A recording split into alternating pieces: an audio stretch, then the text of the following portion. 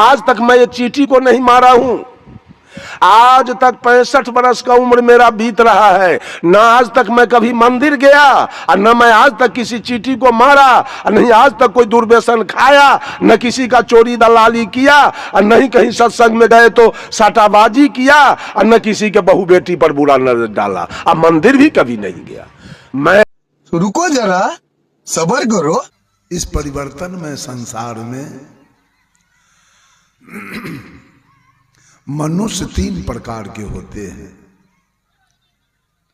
प्रकृति में जीने वाला इंसान, विकृति में जीने वाला शैतान, और संस्कृति में जीने वाला भगवान। प्रकृति में जीने वाला मानवात्मा, विकृति में जीने वाला दुष्ट आत्मा, और संस्कृति में जीने वाला परमात्मा। प्रकृति में जीने वाला मानव, विकृति में जीने वाला दानव, और संस्कृति में जीने वाले देव होते। जब ऋतु बसंत का आगमन होता है, अभी ऋतु बसंत का आगमन है, तमाम पेड़ पौधों में नए नए पल्लव, नए नए फूल लग जाते हैं। मानो ऋतु बसंत के आगमन पर जो हमारी प्रकृति है उसमें सुंदरता बढ़ जाती है। मानो ऋतु बसंत के आगमन पर हमारी प्रकृति हंसती है। और जब गांव में संत का आगमन होता है तो हमारी संस्कृति हंसती है। गांव में संत का आना भाग्य है। कहीं संत जी आपके दरवाजे आ गए तो आपका अहो भाग्य है। कहीं संत जी के सेवा में आप लगे हैं तो आपका परम भाग्य है। संत जी कुछ ज्ञान की बात आपको बता रहे हैं तो आपका सौभाग्य है।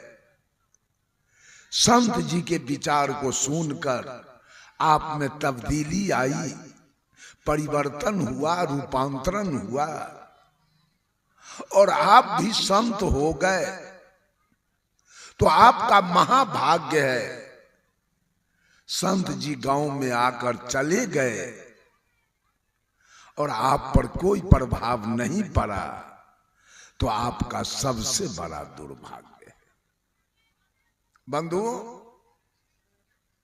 मैंने कहा मनुष्य 3 प्रकार के होते हैं। इस प्रकृति मंडल में 4 प्रकार के जीव निवास करते हैं। प्रकृति अंडज, पिंडज, उष्मज और मानव। इसी को परोक्ष रूप से 84 कहा गया।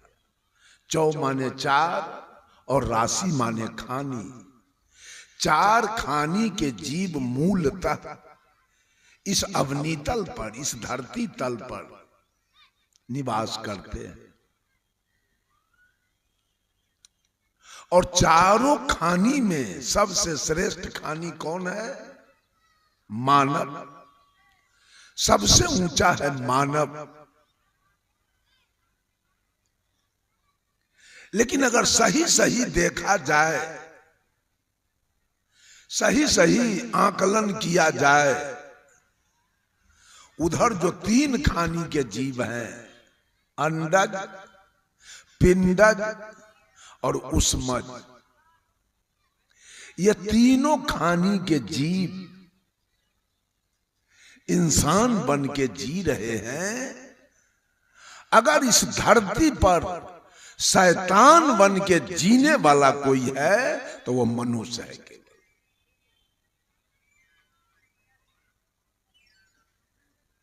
मनुष्य मात्र शैतान बन के जी रहा है।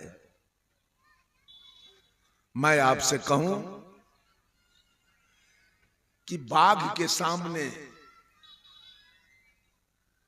खरे दूध के तस्मई रख दिया जाए, पेड़ा रसगुल्ला दिया जाए खाने के लिए, काजू किशमिश बादाम दिया जाए और बगल में मांस रख दिया जाए, बाघ क्या खाएगा? क्या खाएगा? मांस खाएगा। इसलिए कि उसका धर्म है प्राकृतिक। धर्म दो प्रकार के होते हैं, एक प्राकृतिक और एक कृत्रिम। ये जितना रामानंदी या संत माता आर्य समाज देख रहे हैं सब कृत्रिम है। धर्म तो प्रकृति के द्वारा तय किया हुआ है। वो बाघ इंसान बन के जी रहा है, वो अनादिकाल से अपने इंसानियत पर चलता आ रहा है। वो भोजन के बिना मर जाएगा,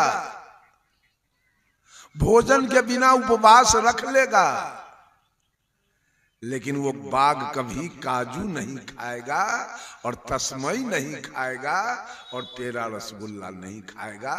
जब खाएगा तो मांस खाएगा। इसलिए प्रकृति ने उसका नेचर बनाया, प्रकृति ने उसका धर्म बनाया, प्रकृति ने उसका स्वभाव बनाया, प्रकृति ने उसका गुण बनाया है। मांस खाने वाला अपने प्राकृतिक गुण पर और धर्म पर वो बाघ अनादिकाल से चलते आ रहा है। बाघ धार्मिक प्राणी है, लेकिन मनुष्य धार्मिक प्राणी नहीं।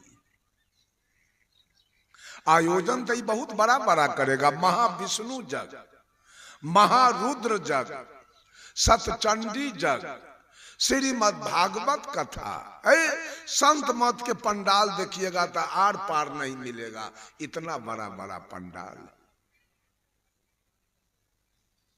दीक्षा भी ले लेगा, अब मौका मिल जाए तो दलाली मार देगा, घूस खा लेगा, चोरी कर लेगा, बेईमानी कर लेगा, किसी के बेटी बहू का इज्जत लूट लेगा, बीड़ी पी लेगा, सिगरेट पी लेगा, गांजा पी लेगा, दारू पी लेगा। ये धार्मिक प्राणी है क्या?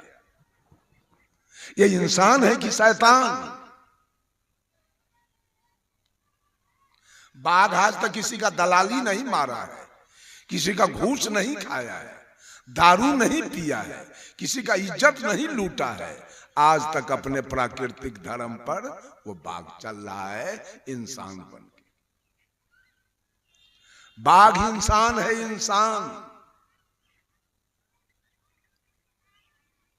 भेड़ बकरी, गाय भैंस, हाथी घोड़ा, ऊंट गधा के सामने एक तरफ घास रख दिया जाए और बगल में मांस रख दिया जाए, क्या खाएंगे?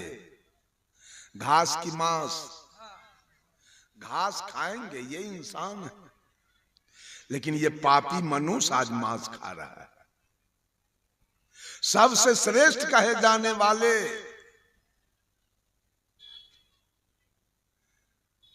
एक कबीरपंथी की बेटी, कबीरपंथी की बेटी का विवाह हो गया मांसाहारी परिवार में। किसी ने धोखा दिया, ठग दिया, मांसाहारी परिवार में विवाह हो गया। जब ये लड़की ससुराल गई तो इसके ससुर, भैंसुर, देवर मांस बनाने के लिए, मछली बनाने के लिए इस पर दबाव बनाया। ये तो नैहर में कभी बनाई नहीं, कभी खाई नहीं। ये कहा न मैं बना सकती हूं न मैं खा सकती हूं। तो ससुराल के लोग इसको प्रताड़ित करना शुरू किया, कोई गाली देवे, कोई मारे। अभी एकांत में बैठ के रोती थी, आखिर मेरे पिताजी मेरे भाई को क्या सूझा कि इस चंडाल के गले में लेके हमको बांध दिया। इतना लंबा जीवन हम इस चंडाल के साथ जिएंगे कैसे? रो रही थी। तभी एक कम उम्र का साधु 10 से 15 बरस का साधु उजला ड्रेस में उसी रास्ते से आ रहा था।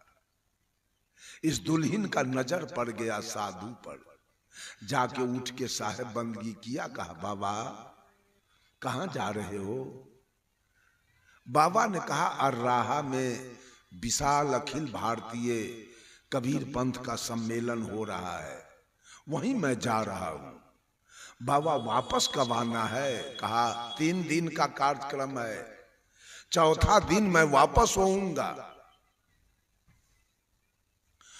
उस दुल्हन ने घर बता दिया अपना, बाबा वही मेरा घर है, और वापस जिस दिन होइएगा उस दिन मेरे घर पर जरूर आएंगे आप। कहा ठीक है। बाबा चल दिए। 3 दिन के बाद जब बाबा वापस हुए 13 तारीख के, तो गए उसके दरवाजे पर, वो दुल्हन घर में थी। दरवाजे पर आवाज लगाया तो निकल के आई, बाबा को साहेब बंदगी किया और कहती है बाबा इतना सवेरे? तो साधु बाबा ने कहा कहीं सवेर में अबेर हो जाए। फिर साधु बाबा ने पूछा दुल्हन से, बोलिए सदगुरुदेव की जय। सब उठकर फिर साधु बाबा ने साहब जी का बंदगी करें। बोलिए सदगुरुदेव की जय, सदगुरुदेव की जय। साधु बाबा ने उस दुल्हन से पूछा कि दुल्हन तुम्हारा ससुर कहां है? तुम्हारा सास कहां है? तुम्हारे दूल्हा कहां है? इस घर का अकेला हो गया। दुल्हन के बाद ससुर का जन्म अभी नहीं हुआ है। सास 2 बरस है और दूल्हा में 12